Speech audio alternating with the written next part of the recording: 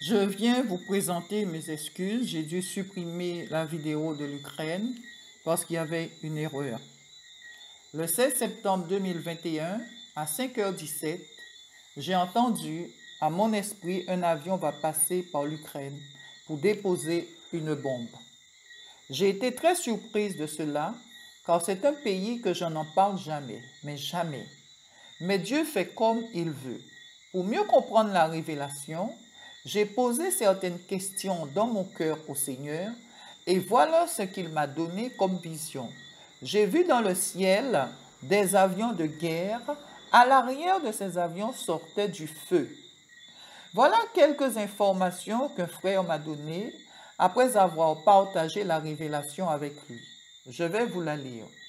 Sans vouloir refaire l'histoire, nous savons que l'Ukraine est un pays indépendant depuis 1991.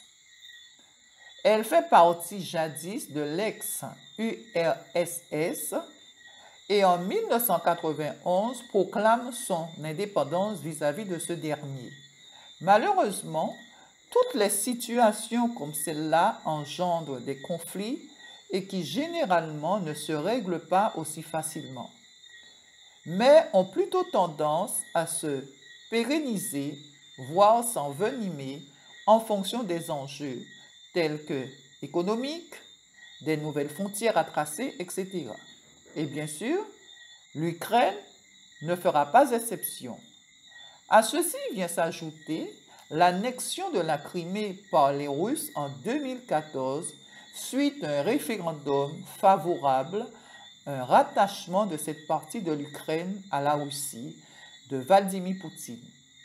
Par conséquent, le climat délétère qui existait est devenu plus intense avec régulièrement des menaces proférées de part et d'autre des frontières, alors que les joutes deviennent monnaie courante à l'intérieur de cette partie de l'Ukraine entre pro-russes et anti-russes.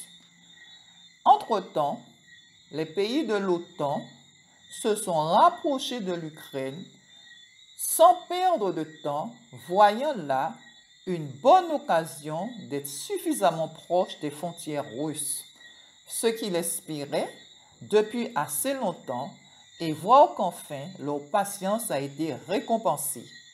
Toutefois, les raisons pour lesquelles ils se sont rapprochés des frontières russes sont toutes sauf amicales, et la Russie le sait que trop bien.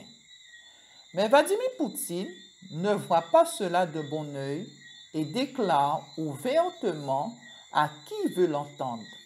Une Ukraine adhérant à l'OTAN est un casus belli. Comprenez par là une ligne rouge qu'il ne faudrait surtout pas franchir et qui n'aura d'autre alternative qu'une guerre ouverte à de grandes ampleurs inévitablement se terminera en guerre mondiale. Frères et sœurs, ne nous leurrons pas, la guerre est quasiment à notre porte.